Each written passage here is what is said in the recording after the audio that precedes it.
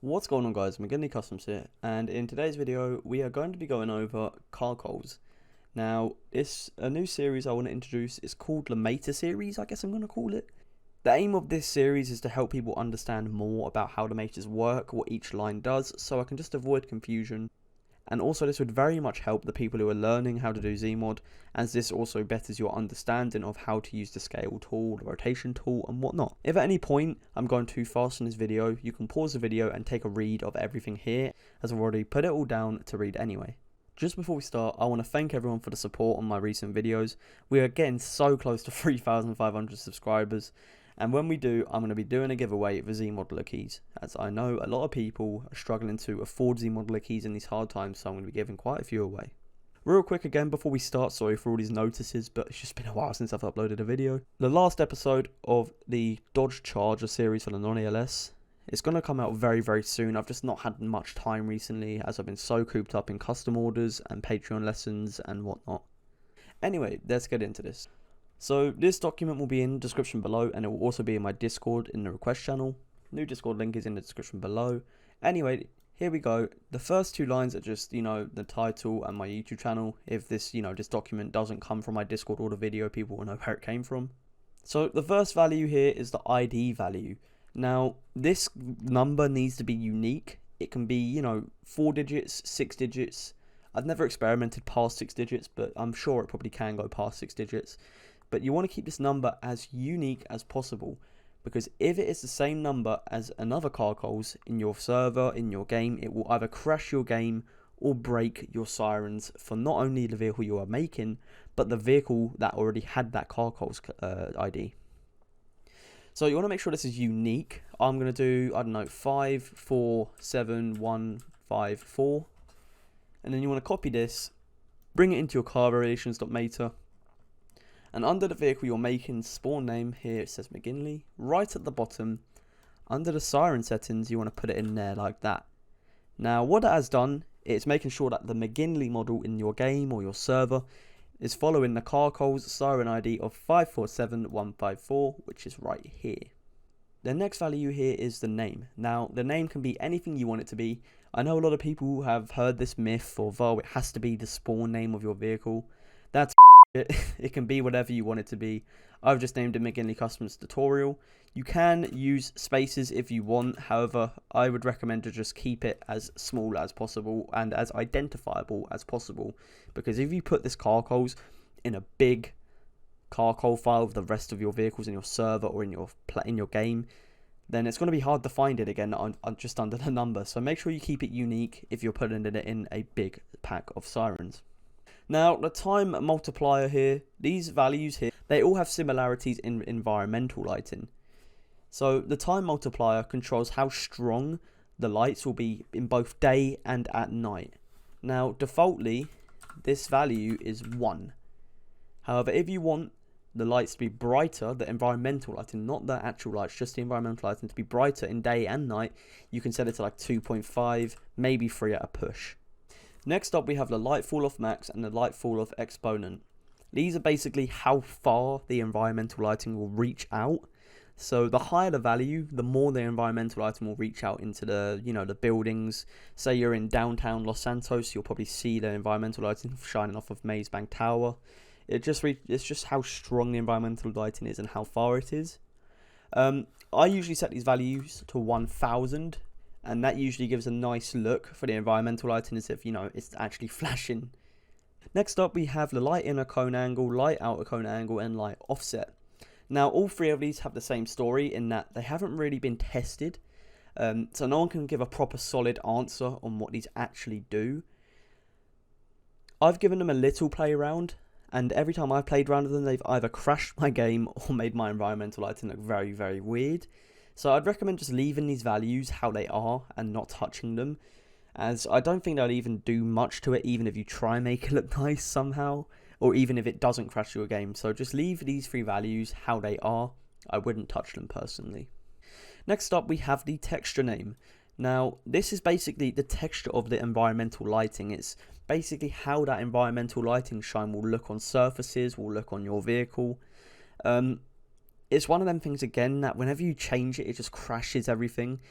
it has to be set to a very specific name. You have to try and find the texture as well, and it's just a pain in the ass to try and find, and it doesn't even give that nice of a change. So it's one of them things of, you know, you can try and change it if you want it to look a little bit nicer, but in my eyes it's just not worth the hassle of trying to find a texture name. So my recommendation is just to leave this default, don't change it. However, every time I've tried, it's either crashed my game or looked very weird. Next up we have the SequencerBpm.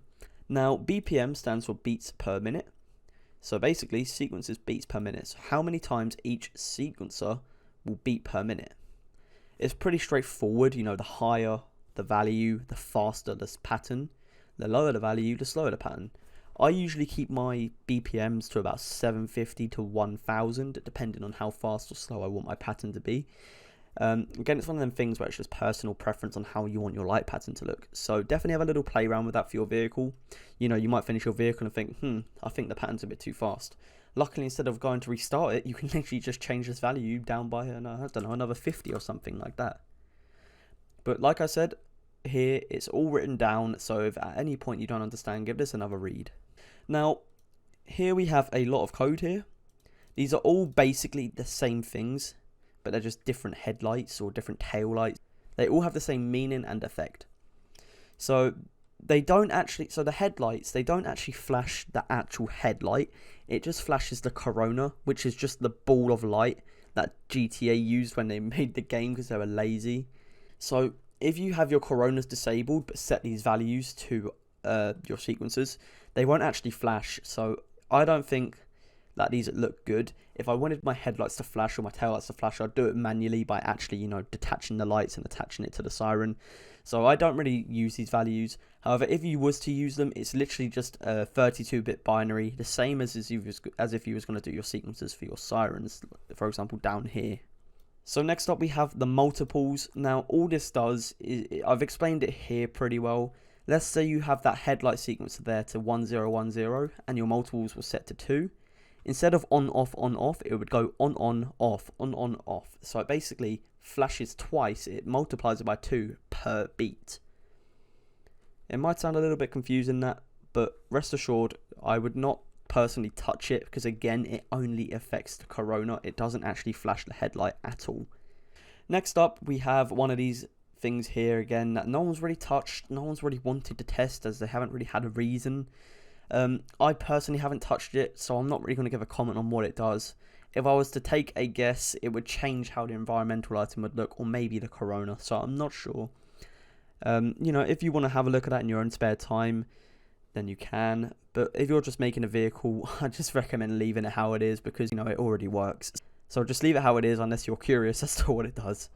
So here we go. I've only put one siren in this document here because there's no point doing all 20 because they're all the same things. So yeah, up here I've noted that there are 20 sirens and that each siren is named, and this is not default.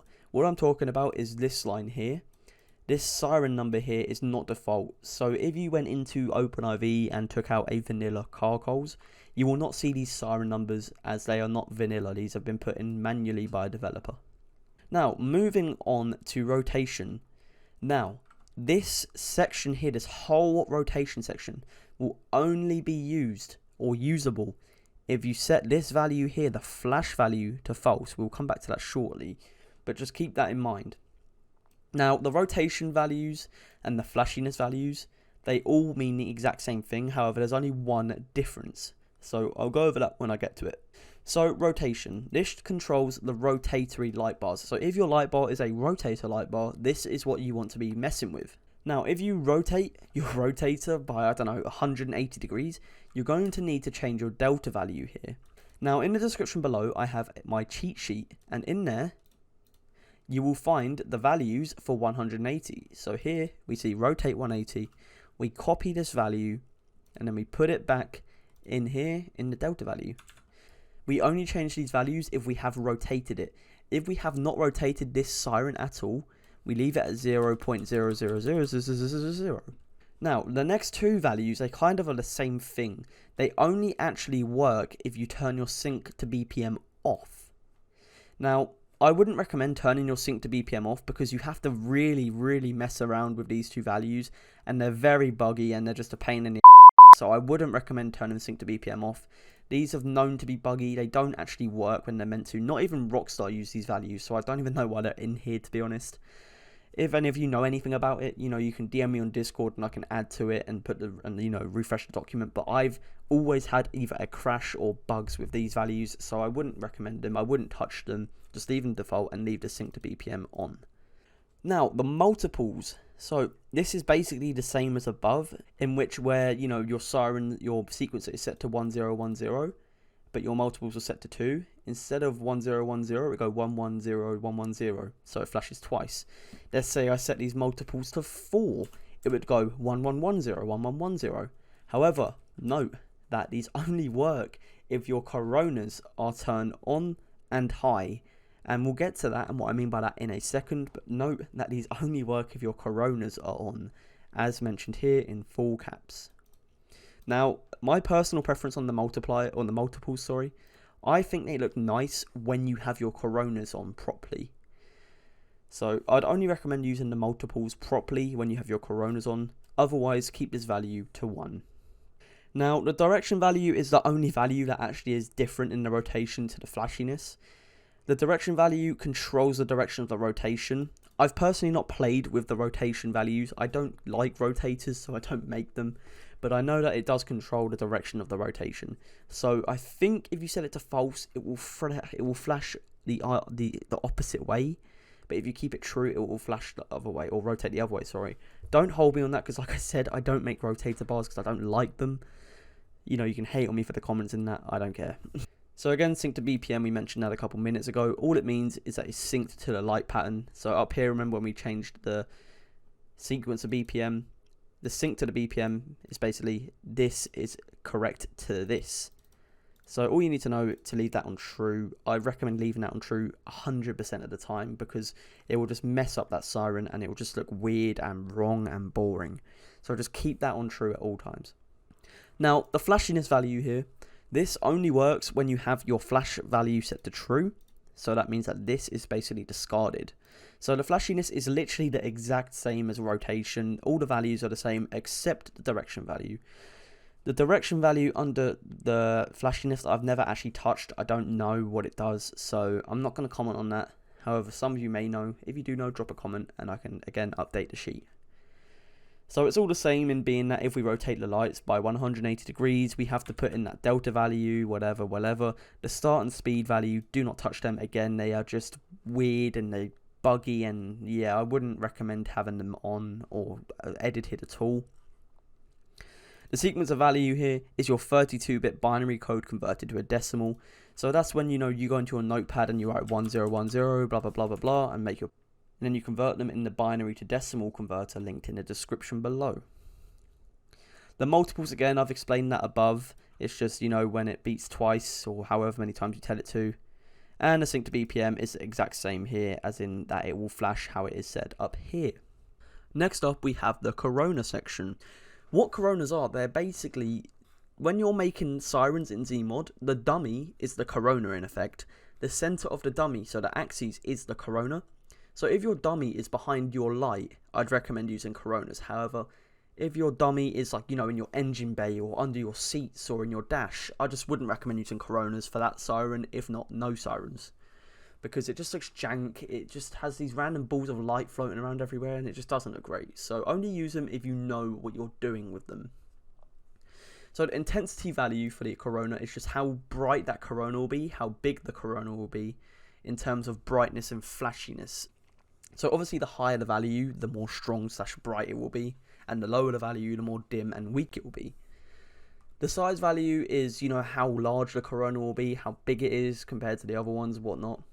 Obviously, again, the value, the higher it is, if you set it to 0.75, then, it'll be big. If you set it to 0.01, they'll be virtually invisible. The pull value is basically at what angle you can see the light through the car. So say if I had a light bar and there was a corona facing forward and I was looking at the back of the light bar, if your pull value was high, you would actually be able to see that corona from the back even though it's facing the front. So even if you use coronas, I recommend keeping this as low as possible, being that it's literally 0.0000001.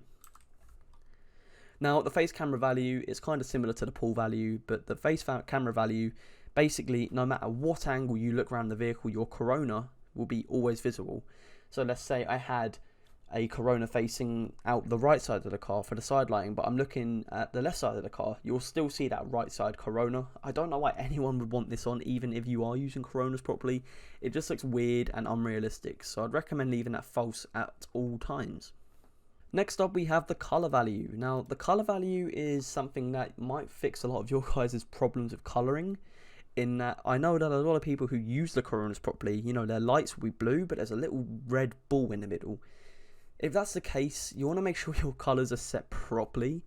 Now, if you come to my cheat sheet, I have loads and loads of color values here. What the color value controls is basically the color of the corona and the color of the environmental lighting emitting from that corona. So always make sure these color values are set correct. The intensity is how strong that color value is in the environment. Obviously, again, the higher the value, the stronger it will be. The lower the value, the weaker it will be. So you want to keep them values, you know, around this area. They're quite touchy, so if I was to set it to like 1.5, it would be massively bright compared to all the other lights. So I'd keep it around, you know, the 0.5 to 1 area. Otherwise, it may get a little out of hand. Now, the light group, it's one of them things that no one's really experimented with. You know, I've tried looking over the vanilla GTA sirens and whatnot, and I can't crack how it works. I can't figure it out. I've asked some other people what they think of it as well, and no one really knows what it is. So again, it's one of them things that I've never really experimented properly with, nor do I understand it. So just leave it how it is. So the scale factor, or the scale value here, you want to make sure that's true at all times, because as I've taught in my videos, we want to scale down. Now, what this will do, if this is set to false, your lights just will never work. It will never scale the lights back up. So you want to keep that true at all time, which leads me on to the next one, which is the scale factor. Now, this will vary depending on how you do your vehicle lights. If you scale your lights by 0.5, you want to make sure your scale factor is 2. And if you scale your lights by 0.1, you want to make sure your scale factor is 10. Now, basically, if you're good at maths or have an understanding of maths and decimals, you'll understand that it always comes back to 1. What I mean by that is, when we scale by 0.1, we have to set our scale factor to 10. Now, as you should know, I guess it's quite easy maths, 0.1 times 10 is 1. And then if you do the same thing for the 0.5, if you times that by 2, that is also 1. Now, if you're seeing the common occurrence here, it always equals to 1. So all that it means is that all that non-ELS is that your lights are always on, basically. They're always on. However, they're just scaled down. But when you turn your lights on, what it does, it tells the game to scale that siren up depending on your sequencer. So every time you hit that 1 on your sequencer, all the game is saying is, right, we're just going to scale that back up by 10 or by 2. And then once it turns off, right, we're going to scale that back down by 0.1 or by 0.5. You know, you don't really need to know that, but it's just like a common understanding of how how non-ELS actually works and how Rockstar actually made their sirens and their lights. So that's just a general explanation as to how non-ELS actually works. So yeah, it's just, you know, it's a cool thing to know. The flash value, right, now if this is set to true, it will use this section here. However, if you set it to false, it will discard this section here and use this section here, which is the rotator.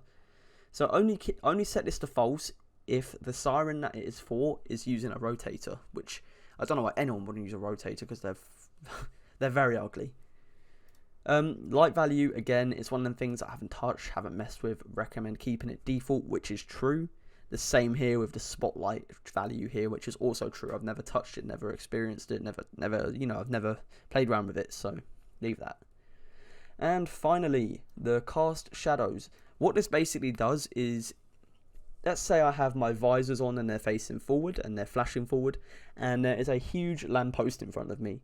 The environmental lighting will see that there is a lamppost there and basically put a line in the shape of a lamppost in the environment, so it looks like it's there. Now, I think it's a pretty cool touch, so I keep it to true. I don't know why it's false. So yeah, that's basically it. But like I said, I've only done one siren here. Each siren has the same settings, the same explanation and everything. I wouldn't recommend using this exact Carcols for your vehicles, but I am going to leave it in the description, because if you use this Carcols, you've got to copy another 19 and delete all of this text here, so yeah. Anyway guys, thank you for the continued support. We are so close to 3,500 subscribers, and I'm you know, it's great to see everyone watching my videos and liking them and asking for more. So thank you very much for the support. There's a new Discord link in the description below. We have the links to the cheat sheet, we have the links to the playlist and whatnot, and much more, such as the Patreon. I am now accepting custom orders, so if you have a FireEm community or you're wanting to order a custom non-ALS vehicle, you can join my Discord in the description below and make a ticket, and I'll get back to you as soon as possible. Anyway guys, I'm McGinley Customs. I hope you're staying safe in these mad times out there. I've already had COVID recently, which is lovely. Anyway guys, I'm McGinley Customs, stay safe, and I'll see you in the next video. Peace out.